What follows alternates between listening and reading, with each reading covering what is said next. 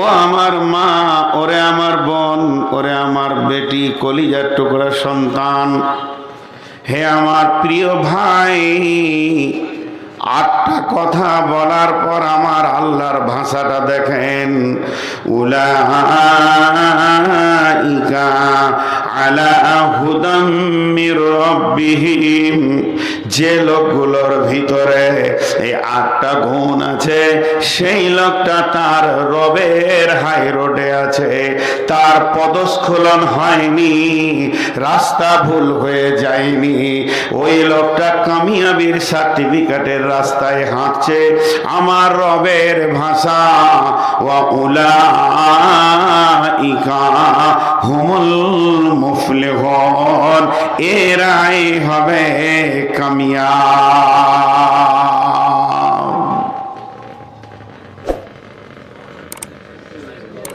Mic man নাই নাকি? Mic man কোথায় আছেন ভাই আমার? মাইকম্যান, একবার আপনি আপনার মেশিনগুলো কন্ট্রোল করেন আর হালকা ব্যাকফিটের সাউন্ডটা দেন। আমার গলা বসে আছে আর আপনার বক্স ডিস্টার্ব করছে, আপনি যেখানে আছেন আসুন। তো কয়টা বললেন? ব্যাকফিট যেগুলো দিয়েছেন আপনি, সাউন্ডটা একটু বাড়ান ভাই, একটু বাড়ান। তো 8টা গুণ যার ভিতরে থাকবে, আল্লাহ বলছেন ও কামিয়াব, ও কামিয়াব, ও কামিয়াব। কত সুন্দর কথা। জি ভাই, কত সুন্দর কথা। ইস ঘর মে আগ লাগি है घर ही की चिराग से।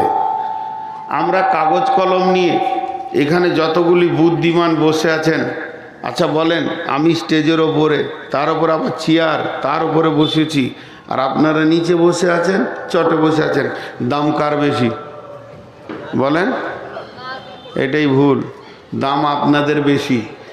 যে দাঁড়িতে মাল থাকে তার পাল্লাটা নামতেই থাকে, যার মাল নাই সে তো ওপর দিকে যাবে রে বাপ। তো আমার কিছুই পুঁজি নাই বলে আমি ওপরে আছি, আপনাদের মাল এত আছে যে আপনারা ভারী, এই জন্য নিচে আছেন।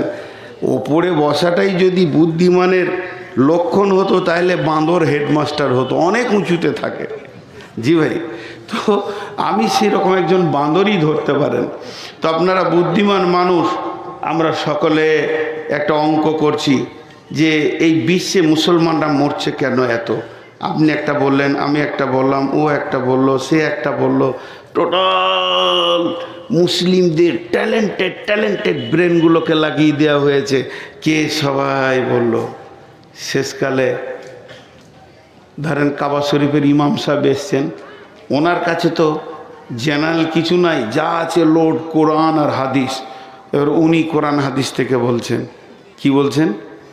হে মুসলমান, তুমি বলছো সমস্ত মন্ত্রী নারাজ, বজরং নারাজ, বিজেপি নারাজ, কৌশলে আপনারা তৃণমূল মুসলমানদের মানে দুশ্মন, সিপিআইএম দুশ্মন, সব রাজনৈতিক দলকে তোমরা দোষ দিলে। এত দোষ দিও না, শর্টকাটে বলে দিই, যত মন্ত্রী আছে সবাই নারাজ হলে কিছু যায় আসে না। হে মুসলমান, তোমাদের আমলের কারণে স্বয়ং তোমাদের মালিকই তোমাদের ওপরে নারাজ। জি, আল্লাহ রাজি আছে? একজন উঠে দাঁড়িয়ে বলেন যে আমার সকাল থেকে সন্ধ্যা আমি যে আমল করি, আমার আল্লাহ আমার উপরে রাজি আছে। সে যে মেন মালিক সেই নারাজ। হাজি, স্বামী যদি তালাক দেয়, তাহলে ননদ ওকে বিরিয়ানি খাওয়াবে না শ্বশুর বলবে একটা শাড়ি এনে দিই? যে মেন সেই ছেড়ে দিয়েছে। হ্যাঁ, আর আল্লাহ রসুল বলেছেন ফরজ নামাজকে ইচ্ছা করে ছেড়ে দিলে আল্লাহ তোমার সঙ্গে সম্পর্ক ছেড়ে দেবে। আজকে মুসলমানরা কি এমনি মরছে গো? আজকে মুদি আছে বলি জানে বেঁচে আছেন। যদি ওইখানে উমার ফারুককে বসানো হতো, তাহলে প্রথমে আমাকে কতল করতো। এ বেঈমান, তোকে আগে কতল করি। জি, আল্লাহ রসুল বলছেন, সহি হাদিসের মধ্যে আছে, নবীজি বলছেন আমার মন চাইছে, আমার মন চাইছে। কার মন এটা বলেন? জোরে বলেন, কার মন? রসুলের মন। কি চাইছে? যারা আজান শুনে ঘরে নামাজ পড়ে না লয়, যারা আজান শুনে মসজিদে আসে না ঘরে নামাজ পড়ে, একদল যুবককে ডেকে লকড়ি নিয়ে এসে তাদের ঘরগুলোকে জ্বালিয়ে দিই। তাহলে আজকে যদি উমার থাকতো, এগুলো মুসলমান মুদিজা মেরেছে তার আরো 100 গুণ বেশি মারত। কারণ আমরা আল্লাহ থেকে সরে গেছি, আল্লাহর মদদ সরে গেছে।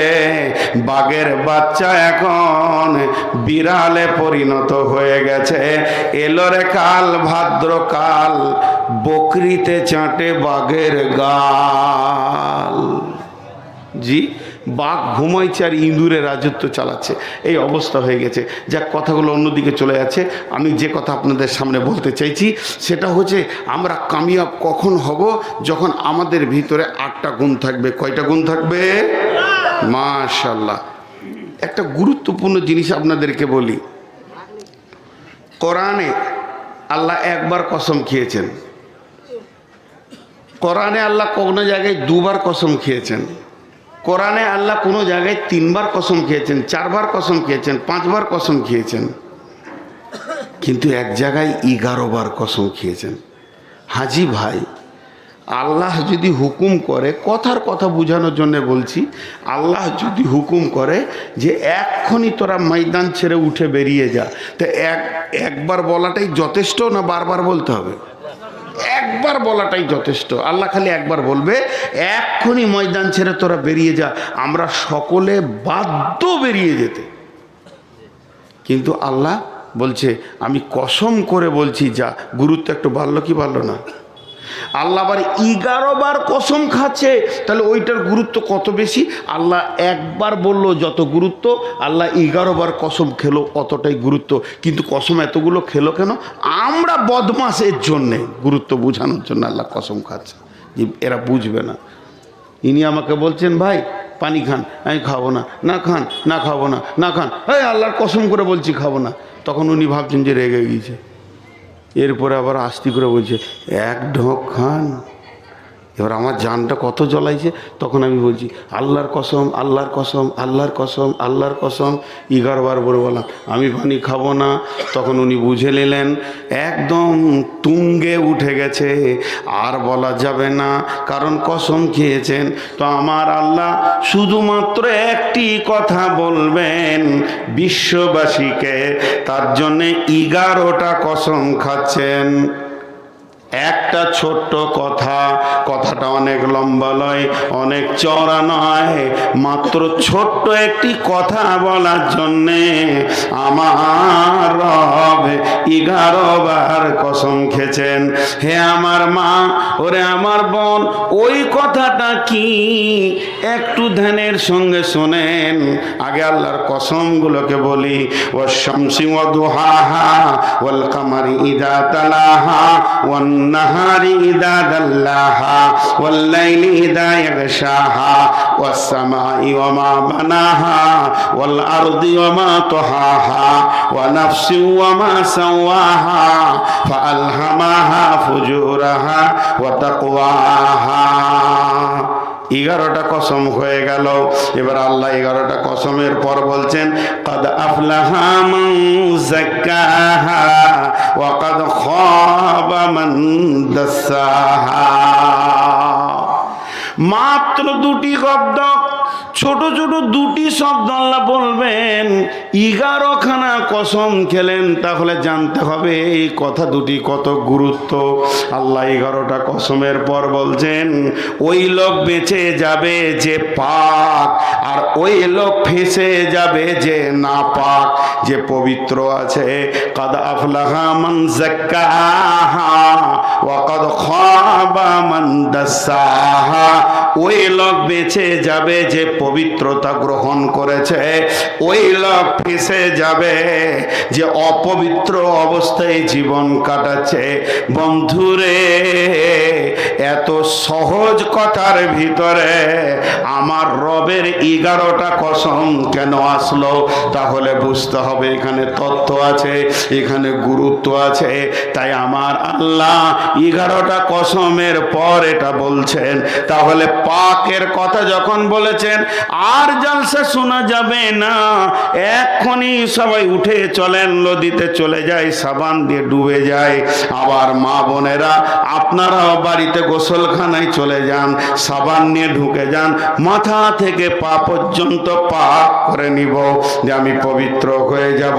আর আমার রব বলেছে তুই পবিত্র হলে বেঁচে যাবি, জাহান্নাম যাবি না জান্নাতে যাবি, না পাক থাকলে ফেঁসে যাবি, জান্নাত যাবি না জাহান্নাম চলে যাবি, গোসল করে নিব।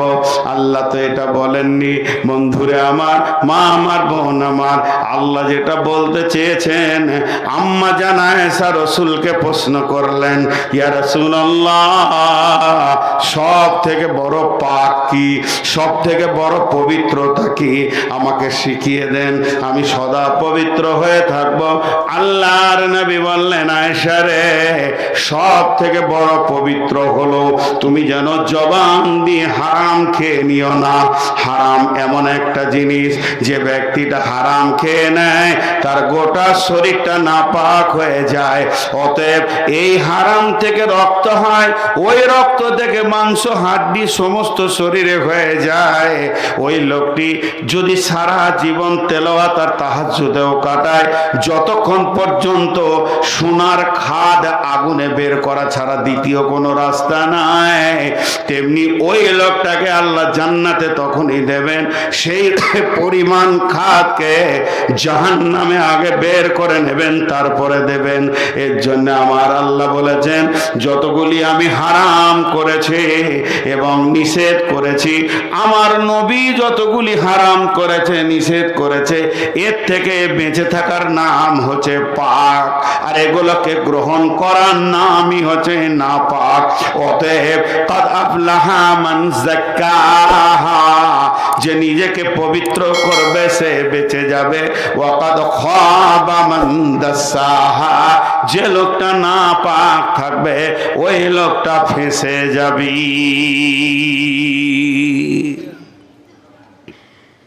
এটা শুধু উপমা দিলাম মাত্র, আসল কথা এবার এক দিয়ে শুরু করছি, যে প্রকৃত বাঁচবে কে কিয়ামতের মাঠে।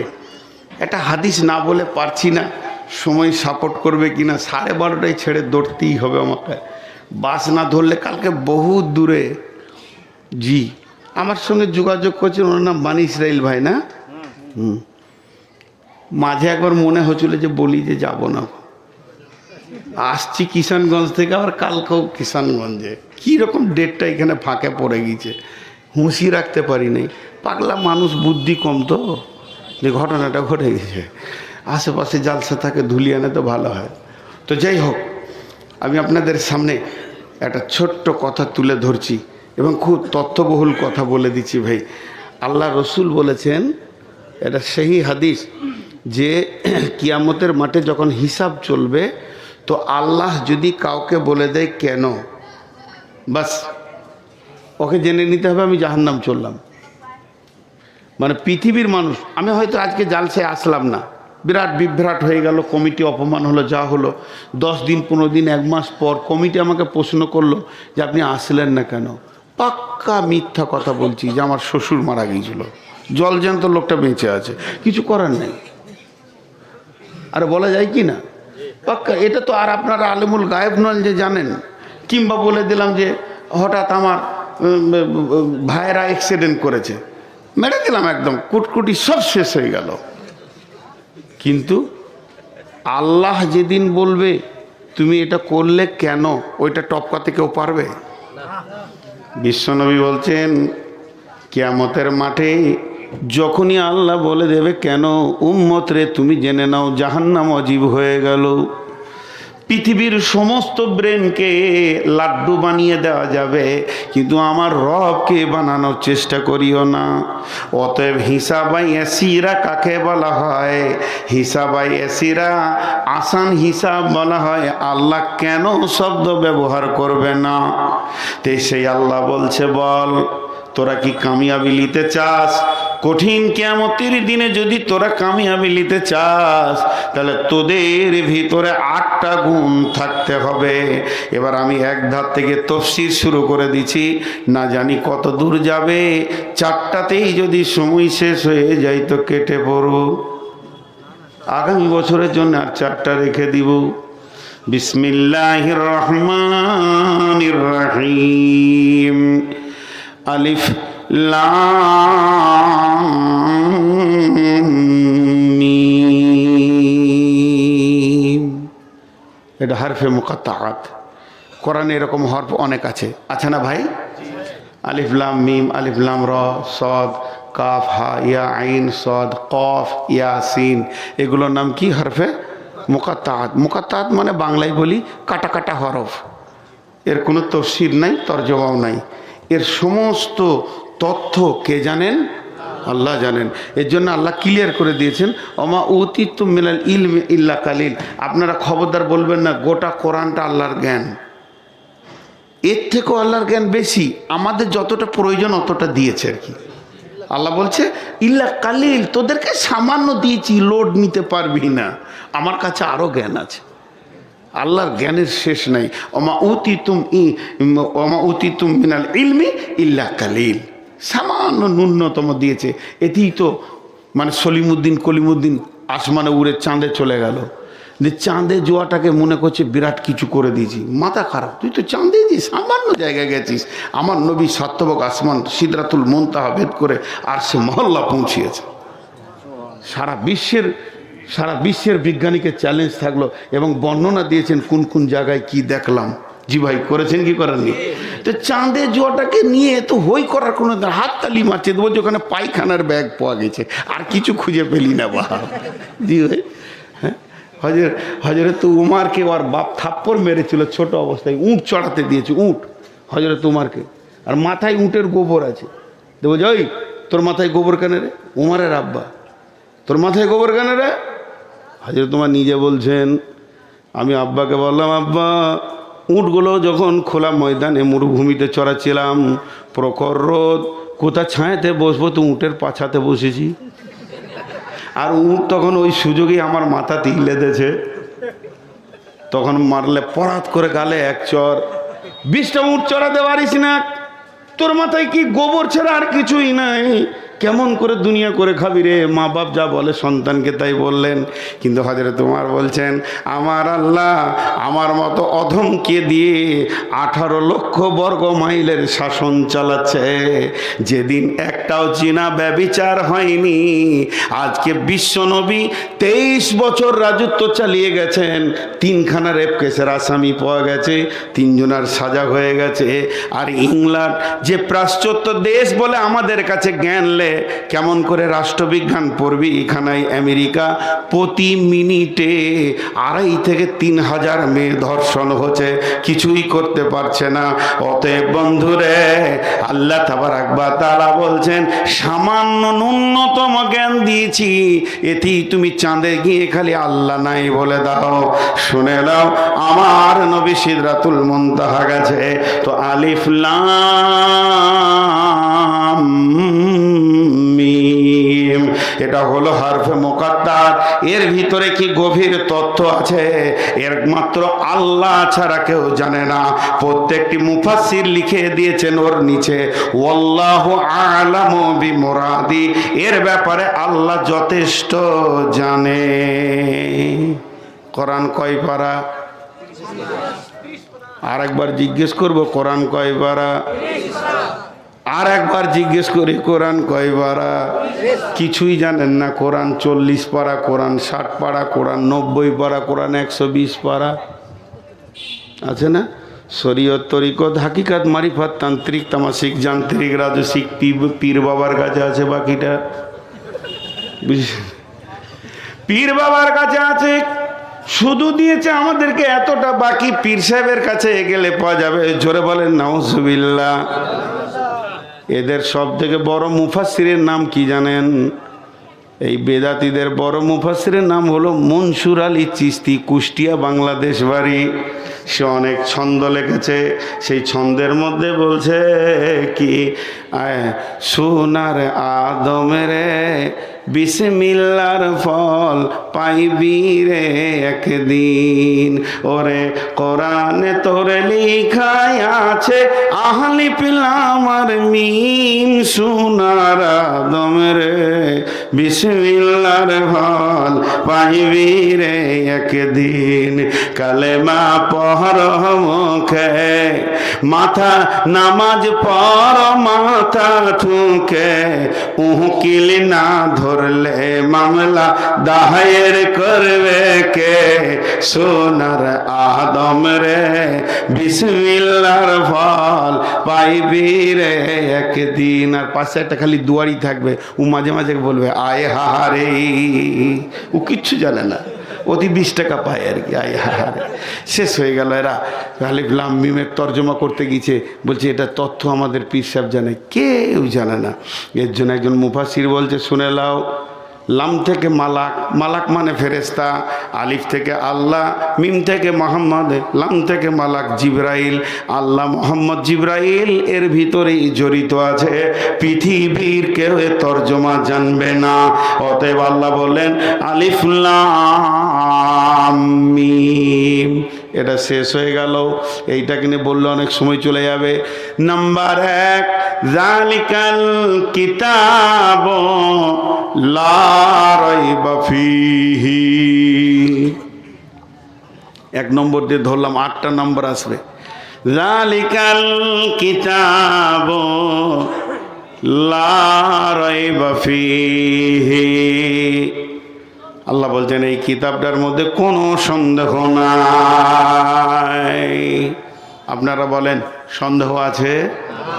একজনেরও সন্দেহ আছে? একটা অক্ষর সত্য মিথ্যা আছে? নাই, সব কি সত্য, এর মধ্যে কোনো সন্দেহ নাই। আল্লাহ চ্যালেঞ্জ দিয়েছেন, ওয়াইন কুনতুম ফি রাইবিম মিম্মা নাযালনা আলা আবদিনা ফাতু বিসূরাতিম মিন মিসলিহি ওয়াদউ শুহাদাকুম মিন দুনিল্লাহি ইন কুনতুম সাদিকিন। হে বিশ্ববাসী, যদি আমার আল্লাহ আমি আমার গোলামের ওপরে যেটা নাজিল করেছে এটা তোমাদের মিথ্যা মনে হয়, যদি তোমাদের সন্দেহ হয়, তাহলে এরকম একটা কিতাব, এরকম একটা ছোট্ট সূরা লিখে দেখিয়ে দাও। বিশ্বকে চ্যালেঞ্জ দিলাম, তুমি বসো, তোমার বন্ধু বান্ধবকে ডাকো, সমস্ত বিজ্ঞানীদেরকে ডাকো, যে কোরআনের সূরার মতো একটা সূরা লিখে দাও, শুধু আল্লাহকে বাদ দিয়ে, যদি তোমরা সত্যবাদী হও।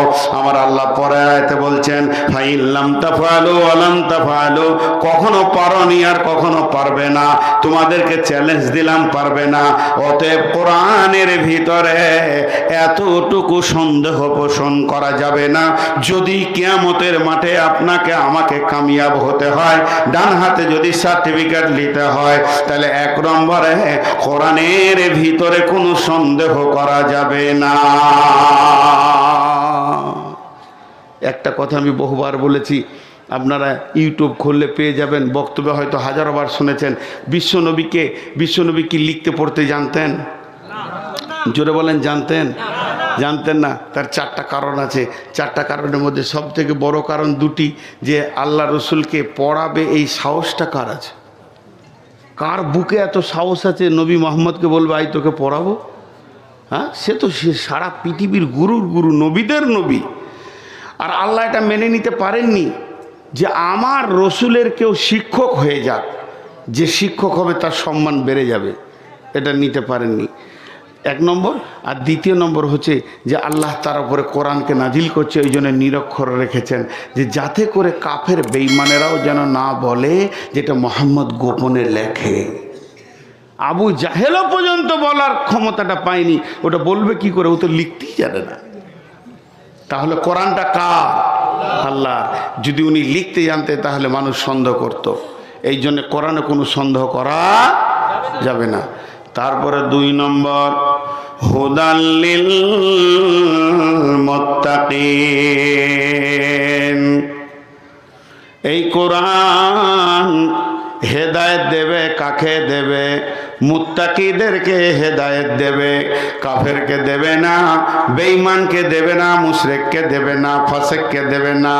যদি আপনার হৃদয়ের ভিতরে আল্লাহর ভয় না থাকে তাহলে কোরআন থেকে সে হেদায়েত পাবে না।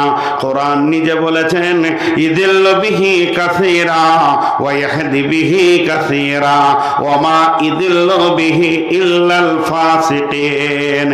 এই কোরআন পড়ে অনেকে পণ্ডিত হয়ে হেদায়েতের রাস্তা পেয়ে গেছে, নূর পেয়ে গেছে, আবার অনেকে কোরআন থেকে বিভ্রান্ত হয়ে গেছে।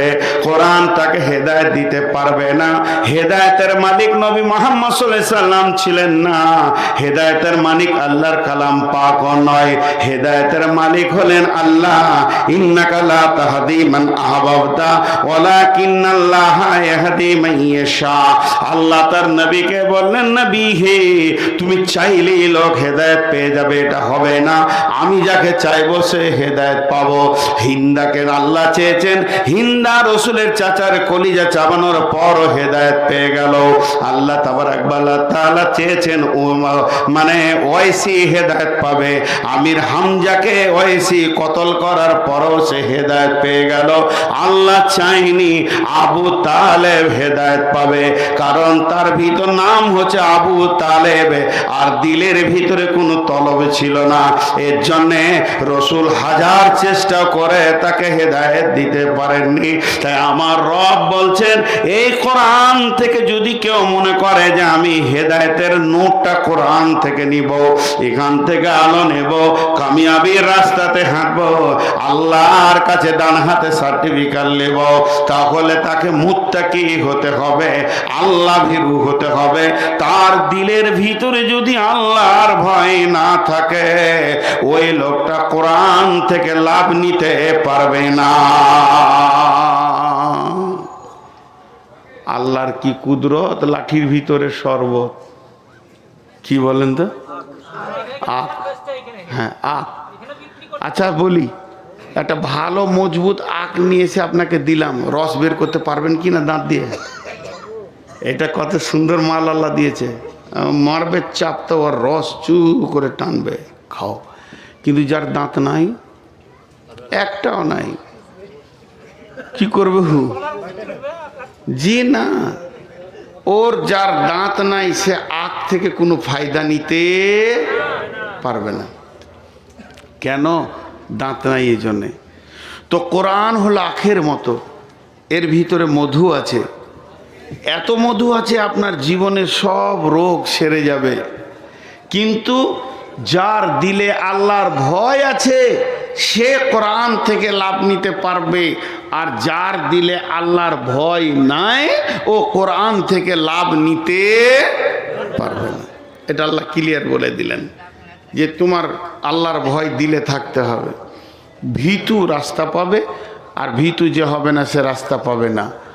একটা হচ্ছে সাঁতারু আর একটা হচ্ছে ডুবুরি। একটা হচ্ছে সাঁতারু আর একটা হচ্ছে ডুবুরি। সাঁতারু 400 কিলোমিটার সাঁতার কাটবে কিন্তু একটা হিরেমণি মাণিক্য পাবে না, আর ডুবুরি 400 কিলোমিটার লাগবে না, কয়েক স্কোয়ার ফুট দিলে সমুদ্রের একদম নিচে গিয়ে হীরের টুকরো আনবে। কথা ঠিক না ভুল? তো সাহাবারা যে এটা হলো মহাসমুদ্র, এই সমুদ্রে সাহাবীরা ডুব মেরে হেদায়েতের নূরের আলো তুলে নিয়ে এসছে। কিন্তু গিরিশচন্দ্র সেন গোটা কোরআন নামে সমুদ্রে সাঁতার কেটেছে, একটাও হীরের টুকরো দেখতে পায়নি। কথাটা বোঝাতে পারলাম? এরকম অনেক হিন্দু ভাই আছে যারা কোরআন পড়তে পারে, অনেক বিধর্মী আছে, নন মুসলিম আছে যারা কোরআন পড়তে পারে এবং বুঝতেও পারে, কিন্তু তাকে হেদায়েত। দেখেন ইউটিউব খুললে বেশ কিছু সাধু তারা ইসলামের প্রতি ভালো ধারণা পোষণ করছে, তো করছে তো ওই কেন কালেমাটা পড়ছে না? কারণ ও এখনো সেই নূরটা দেখতে পায়নি। জি, হেদায়েত পায়নি। গিরিশচন্দ্র সেন বিসমিল্লাহ শুরু করে মিনাল জিন্নাতে অন্নাস পর্যন্ত গোটা কোরআনে তরজমা লিখলো বাংলাতে, কিন্তু হেদায়েতের নোটটা খুঁজে পেল না। কিন্তু হযরত ওমর গোটা কোরআন নয়, একটা গোটা সূরাও নয়, শুধু সূরা তহার একখানা আয়াত তার বোনের মুখ থেকে শুনলো, ইন্নানি আনাল্লাহ লা ইলাহা ইল্লা আনা ফাবুদুনি ওয়া আকিমিস সালাতা লিযিকরি। একটা আয়াত শুনো, হেদায়েতের দরজা খুলে গেল, মহাসমুদ্রে যেন হীরের আলো পেয়ে গেল, আর সমস্ত গহ্বর অন্ধকার কেটে গিয়ে নিমজ্জিত অন্ধকার থেকে বের হয়ে নূরের আলো দেখতে পেল, তার জিন্দেগিটা চেঞ্জ হয়ে গেল। তাই আমার আল্লাহ বলছেন, যালিকাল কিতাব লা রাইবা ফি, আমার এই কিতাবটার মধ্যে কোনো সন্দেহ নাই। তবে একটা জিনিস জানতে হবে, হেদায়েত ওই লোকটা পাবে এই কিতাব থেকে, সে কে? হুদাল লিল মুত্তাকিন, যে লোকটা মুত্তাকি হবে ও হেদায়েত পাবে। আর যার দিলে আল্লাহর ভয় নাই, যে আল্লাহ ভীরু নয়, ওই লোকটা হেদায়েত পাবে না।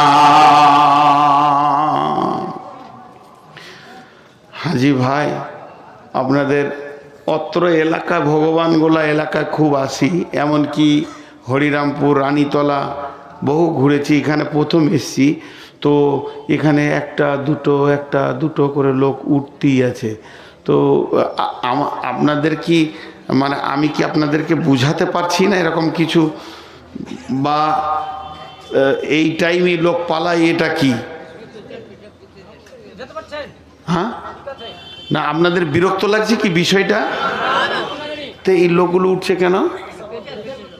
হেলমেট লে পেশাব করতে যাচ্ছে, পুলিশে ধরবে নাকি পাছা খুললে তুমি হেলমেট লাগাওনি?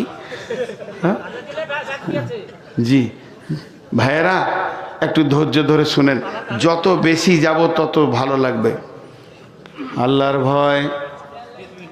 হযরতে উমর একদিন সাহাবীদের ভিতরে কথা বলছেন, রে রসুলের সাহাবীরা, তোমরা একটা কথা আমাকে বলো, বিশ্বনবী আল্লাহর ভয় কাকে বলেছে কেউ বলতে পারবে কি? আমি তো রসুলের কাছে শুনেছি আল্লাহর ভয় কাকে বলে, আমি উমর জানি, তবে আমার দিল চাইছে তোমাদের কাছ থেকে একটু জানবো, তোমরা কেউ কিছু বলতে পারবে কি? উবাই ইবনে কাব বলছেন, আমিরুল মুমিনিন, খলিফাতুল মুসলিমিন, আল্লাহর ভয় কাকে বলে আমি রসুলের কাছ থেকে শুনেছি। হযরত উমর উবাই ইবনে কাবকে বলছে, তুমি আমার কাছে এসো এবং বর্ণনা করো আল্লাহর ভয় কাকে বলে।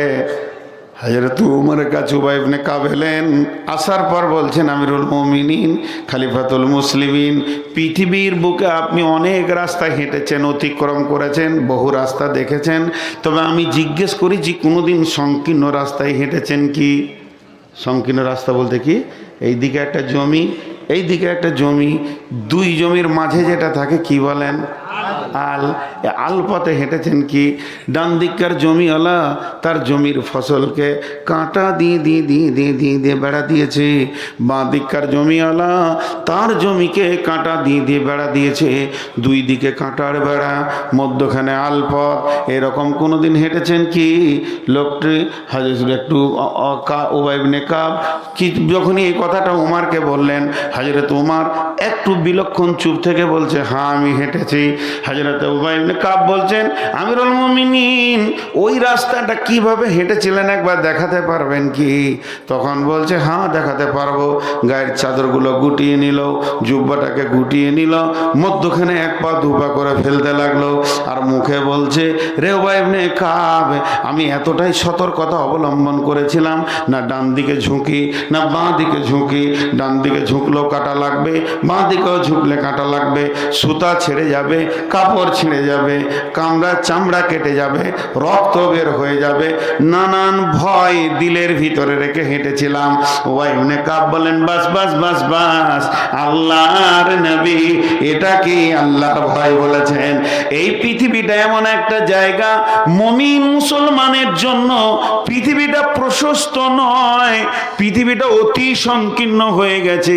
একদিকে বেশ্যা, একদিকে রান্ডি, একদিকে সুদ, একদিকে জুয়া, একদিকে এনজিও, একদিকে আপনার কিনা লুডো, আর একদিকে দাবা, একদিকে মদ, একদিকে আপনার জুয়া তাস। এইদিকে চারিদিক যেন শয়তান কাঁটাতে ভরে দিয়েছে। যার দিলে আল্লাহর ভয় আছে, নিজেকে গুনাহ থেকে বাঁচিয়ে বাঁচিয়ে বাঁচিয়ে বাঁচিয়ে আপনি যেমন গোটা রাস্তাটা অতিক্রম করেছেন, ওই লোকটা গোটা হায়াতটা নিজের গুনাহ থেকে বাঁচিয়ে কবর পর্যন্ত নিয়ে যাবে। এরই নাম আল্লাহর ভয়। তাফসীর ইবনে কাসিরে দিয়েছে এই হাদিসটা, যালিকাল কিতাব লা রাইবা ফীহি, এই কিতাবের মধ্যে কোনো সন্দেহ নাই, হুদাল লিল মুত্তাকিন, হেদায়েত পাবে কে? যে লোকটা মুত্তাকি হবে। আর মুত্তাকির লক্ষণ কি? আল্লাহকে ভয় করে নিজেকে গুনাহ থেকে বাঁচাবি।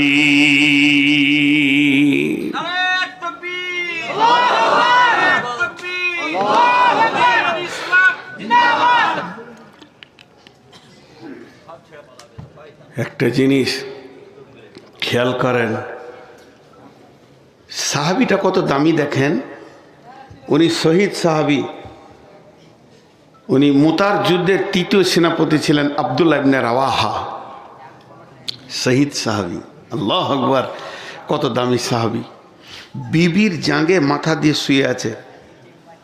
এটা হাদিসটা পেয়ে যাবেন সূরা মারিয়ামের তাফসীর, দেখবেন সূরা মারিয়ামের তাফসীরে এনেছে। তো বিবির জাঙ্গে মাথা দিয়ে শুয়ে আছেন। বলেন এটা কেমন টাইম? স্বামী স্ত্রী ঘরে কেউ নাই, দুজন দুজনের জন্য হালাল। এখানে তো আল্লাহর ভয়ের কিছুই নেই। বিবি ইয়ং, স্বামীও ইয়ং, দুইজনের ভিতরে যৌবনের জোয়ার উত্তাল। সেই অবস্থায় বিবির জাঙ্গে বালিশ লাইনি মাথা দিয়ে শুয়ে আছে।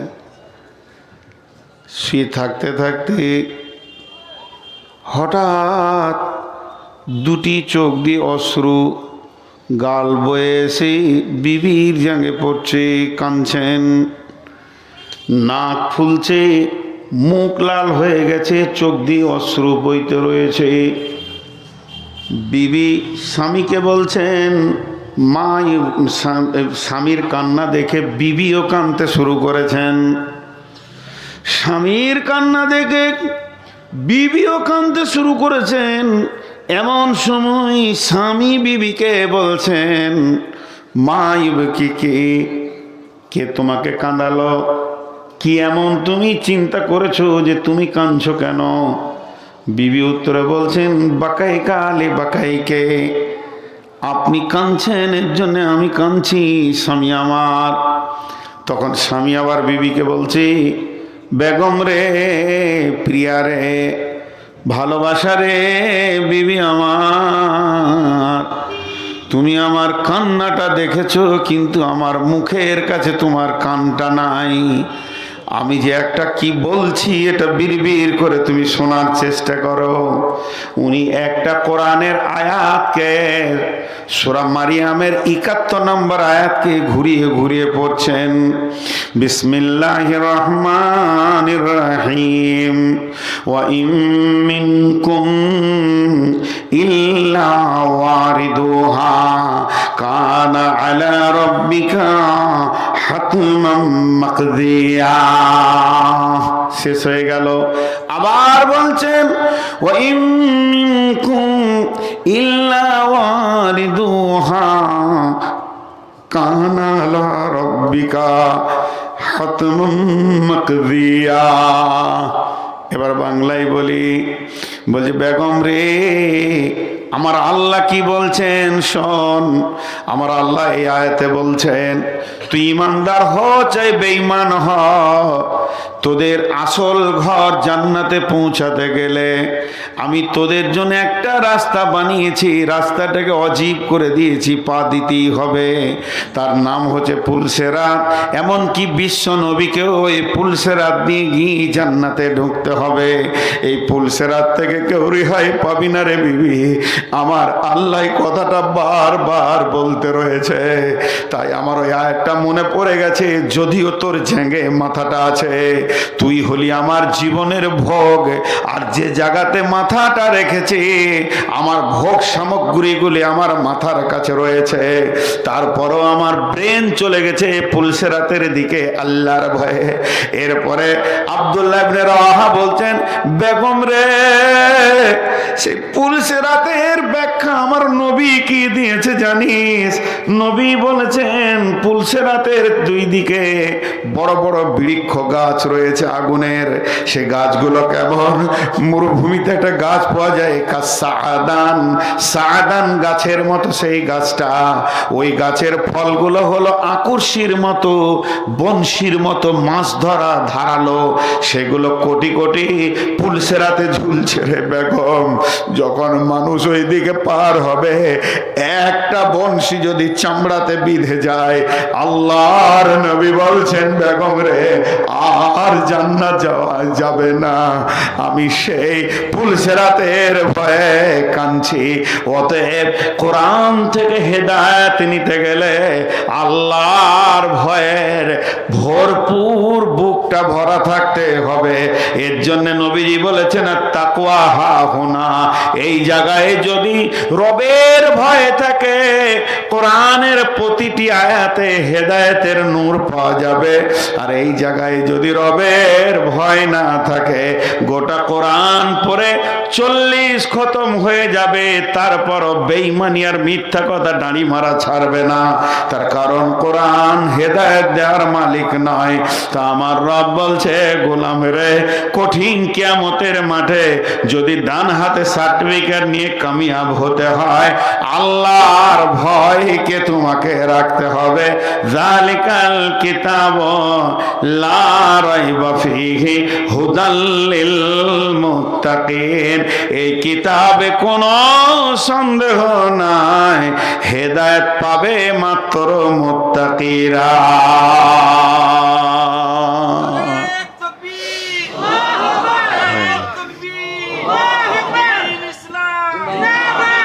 এরপরে আমার আল্লাহ কি বলছেন? আল্লাযীনা ইউমিনুনা বিল গায়বি, আল্লাযীনা ইউমিনুনা বিল গায়বি। সকলে একবার মহব্বতের সঙ্গে বলি, আল্লাযীনা ইউমিনুনা বিল গায়বি। এটা যত কঠিন তত আসান। দুই চোখে যাকে দেখলাম না তার প্রতি ঈমান রাখতে হবে। ফেরেশতা দেখি না, ঈমান রাখতে হবে। পুলসেরাত আছে, বিশ্বাস করতে হবে। কবরের আযাব আছে, শাস্তি আছে। কবরে আনন্দের ঘুমও আছে, বিশ্বাস করতে হবে। মিজান কিয়ামতের মাঠে দাঁড়ি পাল্লা দাঁড় করানো হবে, সত্য। আল্লাহর আরশ আনা হবে, সত্য। হাজে কাউসারের পানি থাকবে, সত্য। বিশ্বনবী পারমিশন পাবে পানি পান করানোর, সেটাও সত্য। পুলসেরাত আছে, এটাও সত্য। জাহান্নাম দাও দাও করে জ্বলছে, এটাও সত্য। জান্নাত আপনাকে স্বাগতম দিবে, এটাও সত্য। একদম মরার পর থেকে নিয়ে জান্নাত জাহান্নাম পর্যন্ত লম্বা একটা জিন্দেগি আছে। মা আমার, খালা আমার, বেটি আমার, এর ওপরে ন্যূনতম সন্দেহ পোষণ করলে হবে না, দৃঢ় বিশ্বাস রাখতে হবে। জি, একটা হিন্দু ছেলে, নন মুসলিম ছেলে মসজিদে ঢুকেছে, ঢুকে একবার ডান দিকে দেখছে, একবার বাঁ দিকে দেখছে, কিছুই নেই। কাকে ডাকো তোমরা? প্রশ্নটা কত সুন্দর। ছেলেটা যাদবপুর কলেজের লাস্ট ইয়ারের ছেলে, ইউনিভার্সিটির MA করছে। চারটিখানি ছেলেরাই সায়েন্সের ছেলে। কাকে ডাকেন? প্রশ্নটা করছেন কাকে? যিনি পৃথিবী থেকে চলে গেছেন, আল্লাহ জান্নাত নসিব করুন, গোলাম আহমদ মর্তুজাকে। জি, আমার জেলার মানুষ তো, আমি ওনার সঙ্গে অনেকবার বসেছি একসঙ্গে, আমাকে ভালোবাসতেন, আমি ওনাকে দেখা করতে যেতাম। আমাদের একটা সম্পদ ছিল, পৃথিবী থেকে চলে গেছেন। জি, আল্লাহ জান্নাত নসিব করুন, আল্লাহুম্মা আমিন। তো ওনাকে প্রশ্ন করেছেন, উনি তখন বললেন, জি আমরা হলাম দুর্বল, আপনারা হলেন সবল। তোরা আরো খুশি হলো। কয়েকজন ছেলে ভার্সিটি যাচ্ছিলেন, উনি বর্ধমান থেকে মেমারি যাচ্ছিলেন। বলে আমরা কেন দুর্বল, তোমরা কেন সবল বলো তো?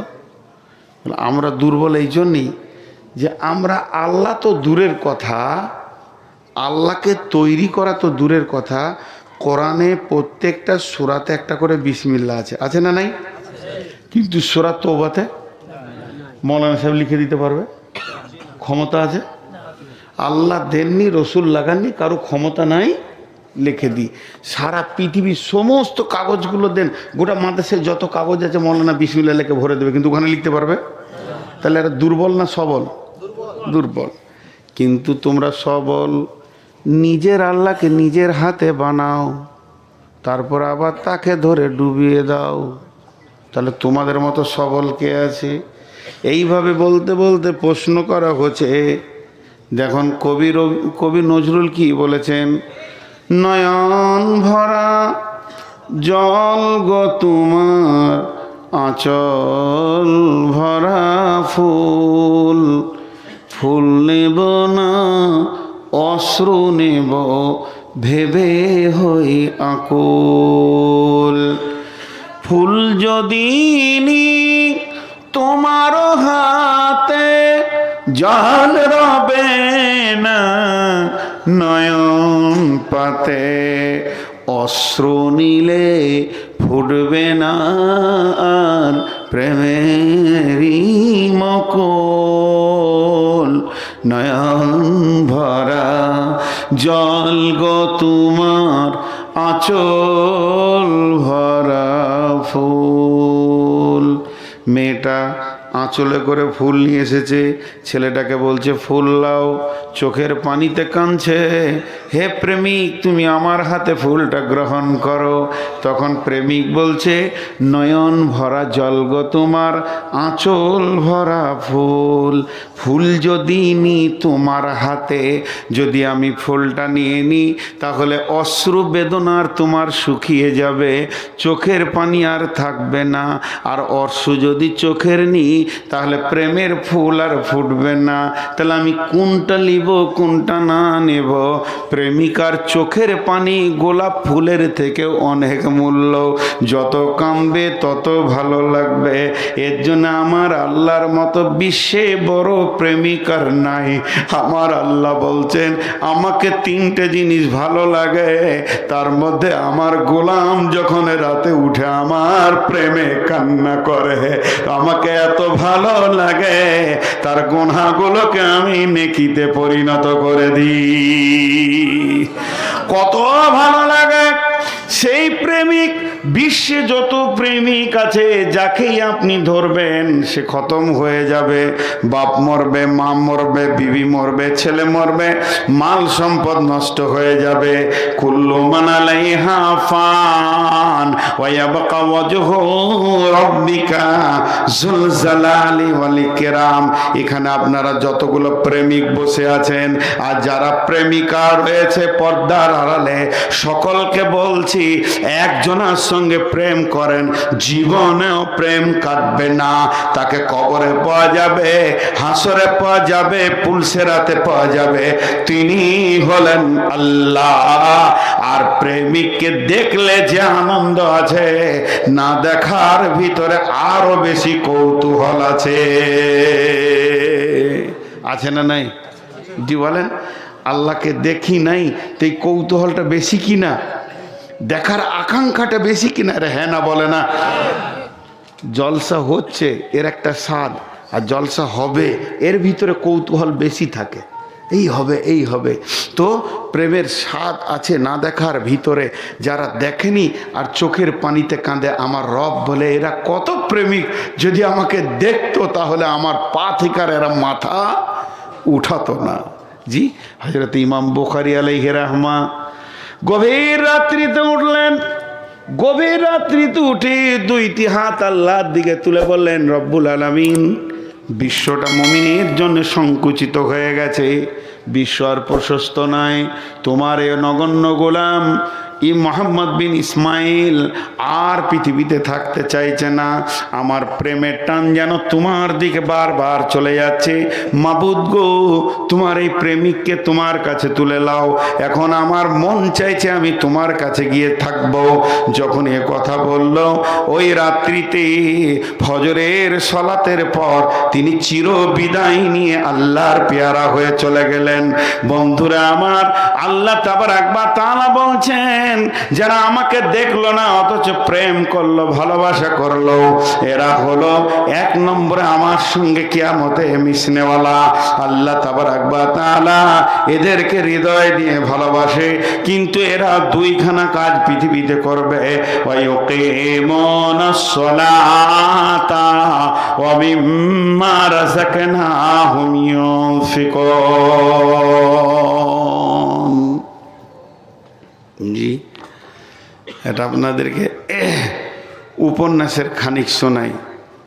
ওই যে লাইলা মজনু, লাইলা মজনুটা কোনো ইতিহাস না উপন্যাস? উপন্যাস।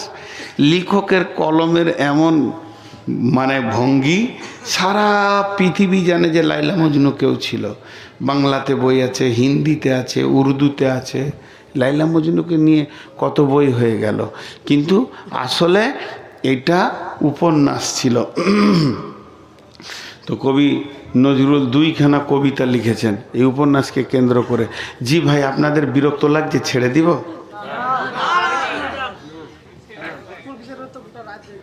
হ্যাঁ, সব যে কেটে পড়ছে চেয়ার। আচ্ছা, একটু পানি খায়? আসলে না, লাগবে না। পানি খাচ্ছি না, এই যে জিভটাকে স্লিপ করছি।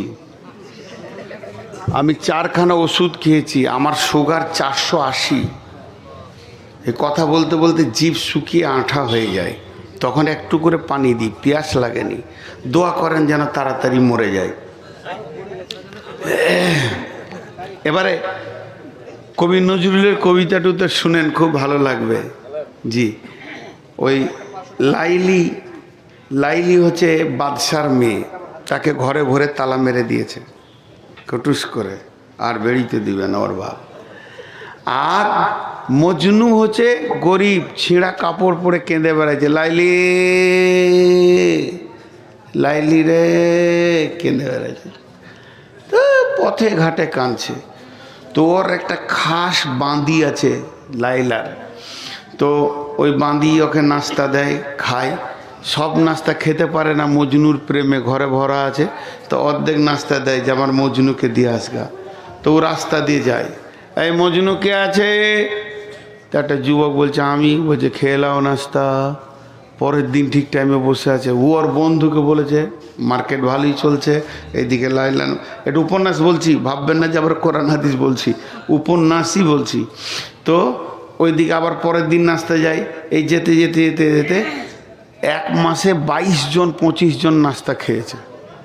তখন লাইলিকে ভয়ে বলছে, ভয়ে ভয়ে, লাইলি তুমি তো বাদশার মেয়ে, আর আমি তোমার ঘরে বাঁধি, ঝিয়ের কাজ করি, আমি কাজের মেয়ে, ভয়ে বলতে পারছি না বোন, ঘটনা তো খুব খারাপ। আমার তো মনে হচ্ছে তুমি একজনাকে প্রেম করেছিলে, কিন্তু এখন তো আমি 25টা মজনু দেখলাম 1 মাসে। বলে করেছিস কী রে? বলে প্রতিদিন নতুন নতুন মজনুতে নাস্তা খেয়েছে। তখন বলছে যা, আজকে নাস্তা নিয়ে যা, আর একটা খালি প্লেট আর ছুরি নিয়ে যা, চাকু ধারালো। বলে যদি নাস্তা খাওয়ার আগে খালি বুকের মাংস কেটে দেয়। দিয়ে বলছে কে মজনু আছে? বলে আমি মজনু। বলে নাস্তা খাও? বলে দাও। বলে আগে মাংস কেটে দাও। জামিলা এগিয়ে যাও। সব কেটে গেল। এবার নদীর ধারে এক পাগলা বসে আছে, লাইলি লাইলি। তখন ওর বান্দিটা মনে করছে এই হবে রে, এই আমি লাইলির বাঁধি এসেছি। বলছে আয় তোকেই ধরে চুম খায়। কত প্রেম! এটা লাইলির ঘরের মাটি, লাইলির গা, চুম খেয়েছে। দিয়ে বলছে মাংস কেটে দাও। মাংস কেন? কলজেটা কেটে দিব। বলছে তুমিই নাস্তা খাও। জি। এরপরে লাইলি কোনো রকম তালা টালা ভেঙে কষ্ট করে মজনুর কাছে চলে এসছে। তখন মজনুর চোখ মুজে আছে। চোখ মুজে কি বলছে? যেমন লা ইলাহা ইল্লাল্লাহ প্রথম কি বলছিল? লাইলা লাইলা লাইলা লাইলা লাইলা লাইলা লাইলাহা ইল্লাল্লাহ। প্ল্যাটফর্ম চেঞ্জ, বুঝতে পেরেছেন তো? এখন কোথায় চলে গেছে? আল্লাহর প্রেমে চলে গেছে। এবার আল্লাহর প্রেমে যখন ও চলে গেছে, লাইলি আবদ্ধ আছে, আল্লাহ তো আবদ্ধ নেই। আল্লাহকে লাইলা বলে বলে দিলে শান্তি চলে এসছে, যত প্রেম নোংরা যা ছিল সব ধুয়ে মুছে পরিষ্কার হয়ে গেছে, এখনও আল্লাহর খাস বান্দা হয়ে গেছে। তখন লাইলি এসেছে, আর কাজে লাগবে? যে লাইলি বলছে, লাইলি তোমার এসেছে ফিরিয়া, মজনু গো আঁকি খোল, মজনু তোমার কাঁদন শুনিয়া নদী মরু পর্বতে, বন্দিনী আজ ভেঙেছে পিঞ্জরা, বাহির হয়েছে পথে, আজ দক্ষিণা বাতাস বহে অনুকূল, ফুটেছে গোলাপ নার্গিস ফুল, অগ বুলবুল সেই ফুটন্ত গুল, বাগিচায় কেন দোল, মজনু গো আঁকি খোল। আবেদন করছে, মজনু এবার চোখ খোল। তো লাইলা চলে এসছে, ও চোখ খুলবে কোথা? চোখকে তখন আরো চিপে ধরছে। কি বলছে দেখেন এমনি করে, মজনু তখন বলছে, লাইলি লাইলি ভাঙিও না ধ্যান, মজনু রে মিনতি, লাইলি কোথায় শুধু দেখি আমি লা ইলাহার জ্যোতি, পাথর খুঁজিয়া ফিরিয়াছি প্রিয়া, প্রেম দরিয়ার কুলে, আল্লাহর প্রেমের পরশমানিক কখন পেয়েছি ভুলে, সে মানিক যদি তুমি দেখো একবার, সে জ্যোতি যদি তুমি দেখো একবার, মজনুরে তুমি চাহিবে না আর, ইসুব লেখা লাজ মানে হারি,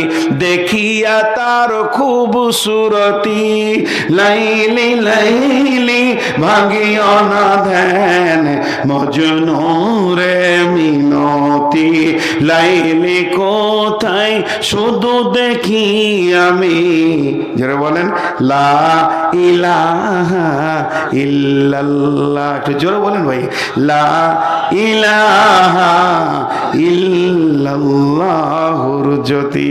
আল্লাহ তাবারক ওয়া তাআলা বলছেন, মুমিন রে আল্লাযীনা ইউমিনুনা বিল গায়বি, আমাকে যে দেখলো না অথচ ইমানে পরিপূর্ণ করে দিল, তার ইমান মেনে নিল, আল্লাহ মেনে নিয়েছে, আল্লাহ আছে, হাসর আছে, পুলসেরাত আছে, আযাব আছে, জান্নাত আছে, সুখ শান্তি আছে, হাজে কাউসার আছে, এবং কিয়ামতের মাঠে হিসাব দিতে হবে, নেকি বদি ওজন হবে, এইগুলোর উপরে টোটাল যে ইমান আল্লাহ, এটা হলো 4 নম্বর, 3 নম্বর। আর 4 নম্বর হচ্ছে ওয়ায়ুকিমুনাস সালাতা, এবং সে নামাজ আদায় করবে। মুমিন কোনোদিন বেনামাজি হতে পারে না, আর বেনামাজি কোনোদিন মুমিন হতে পারে না। মুমিন কোনোদিন বেনামাজি হতে পারে না, আর বেনামাজি কোনোদিন মুমিন হতে পারে না। বেনামাজি কোনোদিন মুমিন হতে পারে না, মুমিন কোনোদিন বেনামাজি হতে পারে না। মুমিনের দ্বারা ছোটখাটো গুনাহ হয়ে যেতেই পারে, ভুলবশত, নামাজ ছাড়ার মতো গুনাহ সে করবে না। আর বেঈমানের দ্বারা বড় বড় নেকি হয়ে যেতে পারে, কিন্তু সে নামাজ পড়ার মতো নেকিটা করতে পারবে না। এটাই হলো মুমিনের সাথে একটা আপনার কিনা কাফেরের পার্থক্য। আল্লাহ তাবারক ওয়া তাআলা বলছেন যে, শুনলে যখনই আমার উপরে তোর বিশ্বাস আসবে, তখন তোকে প্রথম কাজে পাওয়া যাবে ইউকিমুনাস সালাতা, নামাজের কাতারে তোমাকে পাওয়া যাবে। আল্লাহ নবী বলছেন মাঝ রে আমার উম্মতকে বলে দিও, উম্মতের কানে ভরে দিও, লা তাতরুকান্নাস সালাতা মাকতুবাতান মুতাআম্মিদান ফাইন্না মান তারাকাস সালাতা মাকতুবাতান মুতাআম্মিদান ফাকাদ বারিয়াত মিনহু জিম্মাতুল্লাহ। মাঝ রে ইচ্ছা করে জ্ঞানবশত যেন এক ওয়াক্ত ফরজ নামাজ ছেড়ে দিও না। যে ব্যক্তি ইচ্ছা করে জ্ঞানবশত এক ওয়াক্ত ফরজ নামাজ ছেড়ে দেবে, আল্লাহর সঙ্গে বান্দার সম্পর্ক কেটে যাবে। জি ভাই, সৌদির জামাতে ছিল একটা কেরলে, তো এক মদিনার লোকের সঙ্গে পরিচয় হয়ে গেছে কদিন জামাতের সাথে। তো উমরা করতে যে ওকে খুঁজছে, ওরা বাড়িতে গিয়েছে কাঠ ধরে। তো গেটম্যান বলছে দোকান মে হ্যাঁ, ওই কেরলেরই গেটম্যান আছে।